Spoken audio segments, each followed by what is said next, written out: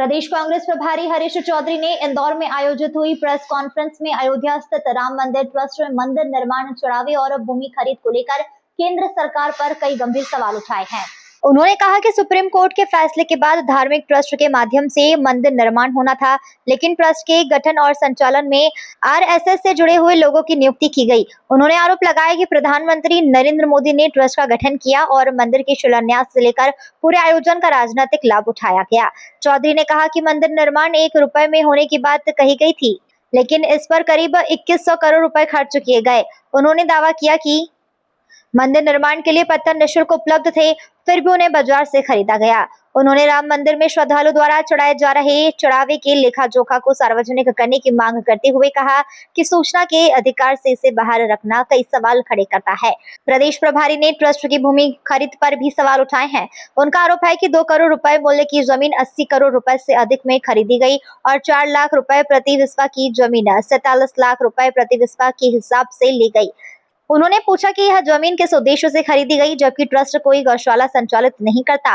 मध्य प्रदेश से जुड़े हुए मुद्दे पर भी चौधरी ने मुख्यमंत्री के परिवार की कथित भूमि खरीद और उज्जैन की बहुमूल्य जमीन आवंटन को लेकर सवाल उठाए तथा सरकार से जवाब मांगा। उन्होंने दिग्विजय सिंह की उज्जैन से अयोध्या तक की यात्रा को निजी यात्रा बताया। वहीं प्रदेश कांग्रेस अध्यक्ष जीतू पटवारी के परिवारों के विवादों में घसीटने का विरोध करते हुए कहा कि आवाज दबाने के लिए इस तरह के मामले उठाए जा रहे हैं। खुद पर लगे आरोपों पर उन्होंने कहा कि आरोप लगाने वालों के पीछे कौन है यह जनता समझ चुकी है। ये कल जो घटनाक्रम हुआ वो आपको अच्छी तरह से पता है। एक ड्रग के बरामद का केस और इस केस में जीतू पटवारी प्रदेश अध्यक्ष के परिवार के सदस्यों को घसीटना, कहीं भी उसका जुड़ाव नहीं होना के कारण रात को उनको वापस छोड़ना। जिस बयान की आप बात करें वो किस संदर्भ में लिया गया, मैं ड्रग्स के संदर्भ में कह रहा हूं ना, किस संदर्भ में लिया गया वो पूरा बयान, जैसा मेरे से सवाल किया गया सही या गलत, तो उसमें मैंने ये निवेदन किया ना कांग्रेस का क्या स्टैंड था, तो ड्रग्स में किस संदर्भ में करा गया, नहीं हाँ पूछताछ ही करी गई। कल का जो मैं जवाब दे रहा हूँ ना, मैं जो हाँ बिल्कुल हाँ। जीतू पटवारी के भाई नाना पटवारी को पुलिस कल दिन भर पूछताछ के लिए ले गई। 2 ड्रग्स पेडलर पकड़ाए थे। उन्होंने बताया कि वो नाना पटवारी को ड्रग्स देने जा रहे थे। अभी नाना पटवारी ने कबूला कि वो ड्रग्स लेते थे। इस पर आपका क्या कहना है? नहीं, नाना ने क्या बयान दिया वो मैंने बयान सुना तो बता रहा हूं। नहीं, मैं कह रहा हूँ ना पूरा बयान किस संदर्भ में किया। मैं संदर्भ इसलिए कह रहा हूँ, नाना के खिलाफ जो केसेस है और जिसको स्वयं मीडिया के द्वारा और प्रशासन के द्वारा हिस्ट्री शीट का उल्लेख किया जा रहा है, वो केसेस थे क्या? किसान आंदोलन के संदर्भ में वो केसेस थे 5। एक केस क्या था यादव समाज के, नहीं हाँ मैं आपको बोल रहा हूँ ना संदर्भ में, मैं आपको पूरी बात कर रहा हूँ ना, कल में यही था, ये भी बोला गया ना। एक केस था यादव समाज के जमीन के संदर्भ में और उस संदर्भ में कहा गया कि हिस्ट्री शीट है, गलत केस लगाकर हिस्ट्री शीट। तो आज मैं कल के बारे में कह रहा हूं, जो भी कल घटनाक्रम हुई उससे पहले की घटनाक्रम, जीतू पटवारी के खिलाफ जो षड्यंत्र रचकर सरकार उनकी आवाज दबाने का प्रयास कर रही है, इस परिवार को अच्छी तरह से जानते हैं। 75 साल के बुजुर्ग पिता कल कहाँ थे? अपने खेत पर खेती कर रहे थे। आप खुद इसकी जांच कर लो। आज एक किसान जिसकी जमीन शहर में आ गई, आर्थिक तौर पर वो संपन्न हो गया, जीवन शैली उसकी सुधर गई, बच्चों को शिक्षा दे दी, काबिल बना दिया और उस आमदनी से मकान बना दिया, उसके संदर्भ में नोटिस देना। जो भवन मकान 20 साल पहले बना हुआ है, इसके पीछे सरकार की क्या मंशा? जो वेयर हाउस का अधिग्रहण किया गया, उस अधिकृत वेयर हाउस पर सरकार का प्रतिनिधि जाकर विवाद उत्पन्न करना, नोटिस देना, उसी क्रम में उस परिवार के सदस्य को कल और घसीटना, अगर लड़ाई है तो राजनीतिक लड़ाई है, जीतू पटवारी से है। उस लड़ाई के अंदर आज मध्य प्रदेश और देश जान चुका है। सच्चाई को उसको दबाने के लिए, आवाज दबाने के लिए ये तमाम चीजें की जा रही है। जो आपने जिस बयान के संदर्भ में करा, उस बयान को मैं पूरा समझ लूं, क्योंकि आज ये भी बातें हो रही थी कि ड्रग के केस में उसको गिरफ्तार किया गया है। ये बातें भी आई है। हिरासत में नहीं लिया गया, नहीं, लीगल। हाँ, इसमें बहुत बड़ा अंतर होता है, हिरासत में लेना और पूछताछ करना। आज समाज में जो शब्द का उपयोग हो रहा है, मैं सिर्फ मीडिया तक नहीं कह रहा हूं, वो हिरासत शब्द का इस्तेमाल हो रहा है। और मेरे से ज्यादा आप लोग न्यायिक शब्दों को अच्छी तरह से जानते हो कि पूछताछ।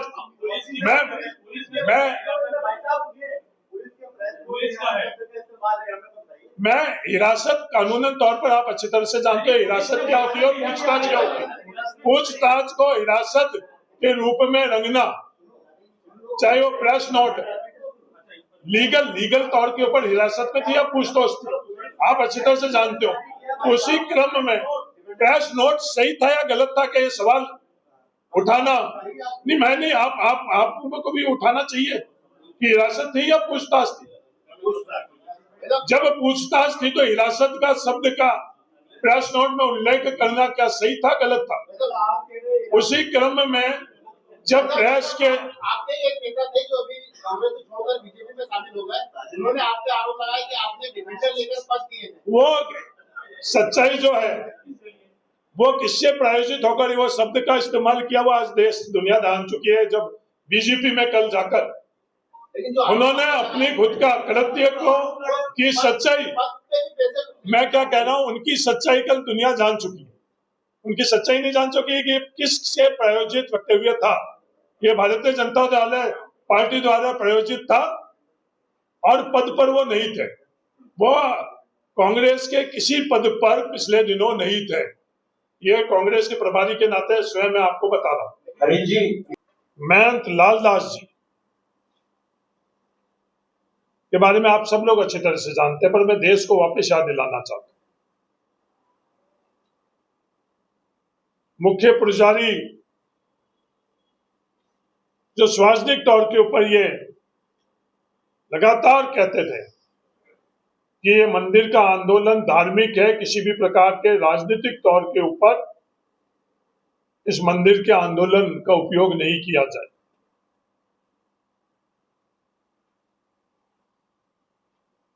अस्सी के दशक में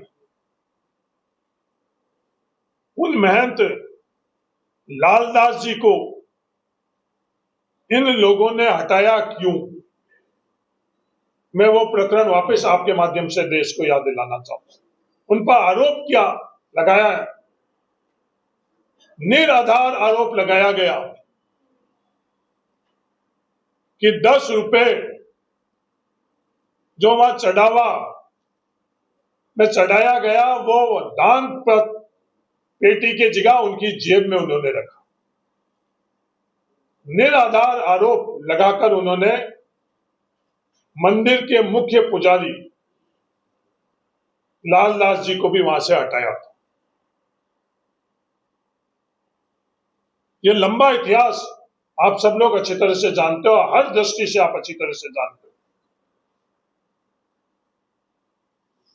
सैकड़ों मंदिर अयोध्या में जो हजारों और सैकड़ों साल पुराने थे उनको ध्वस्त किया गया, वो भी आप अच्छी तरह से जानते हो। सिर्फ अयोध्या तक नहीं, इंदौर की पावन पवित्र भूमि से निकले हुए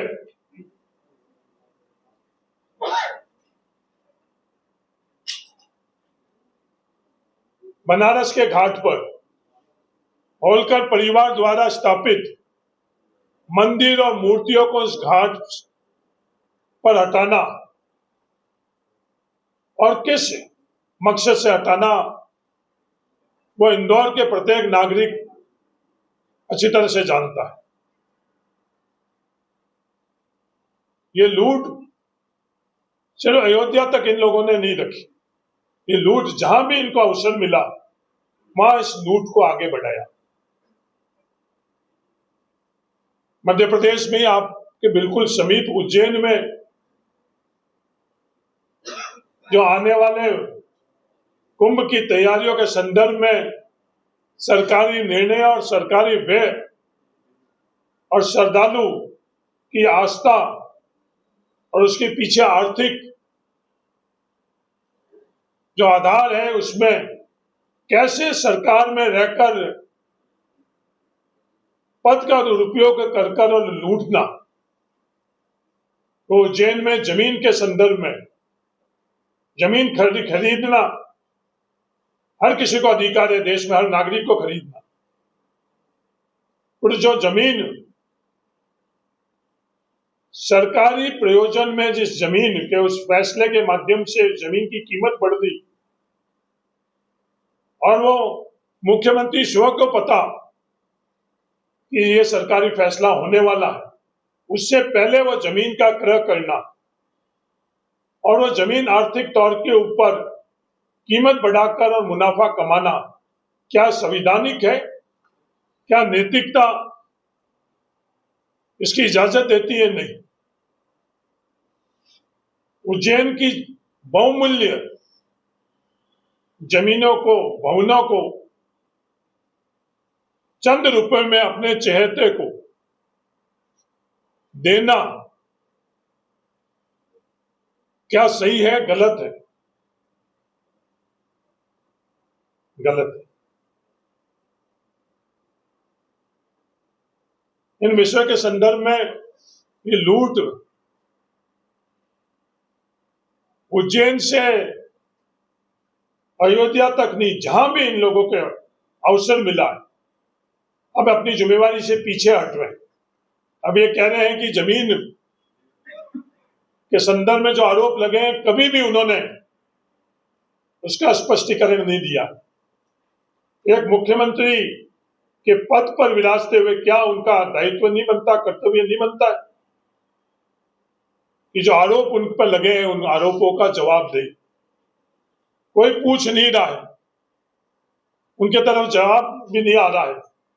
ये पूरी सच्चाई समाज को क्या बतला रही है? ये गंभीर सवाल सबके सामने है। सही और गलत की खोज होनी चाहिए या नहीं होनी चाहिए, और जो भी सवाल उठाए गए हैं उनका जवाब देना चाहिए या नहीं देना चाहिए।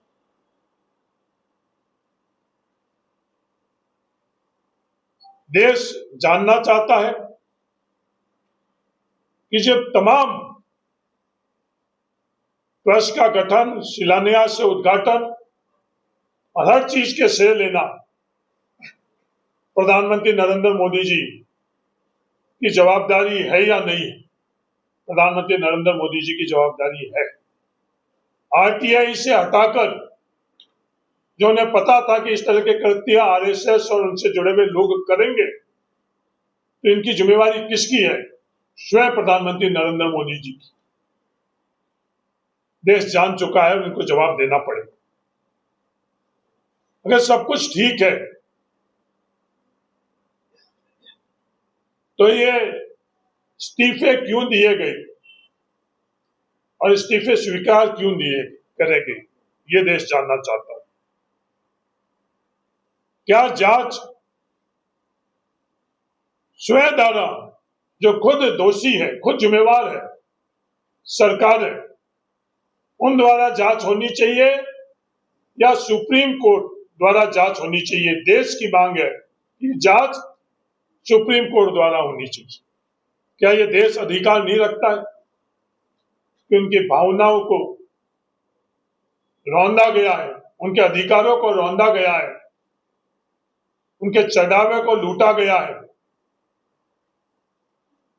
और जो रौंदने वाले हैं, लूटने वाले हैं, उनको कानून के कटघरे के अंदर निष्पक्ष तौर पर जांच होकर और जो दोषी है उनके खिलाफ कार्रवाई होनी चाहिए।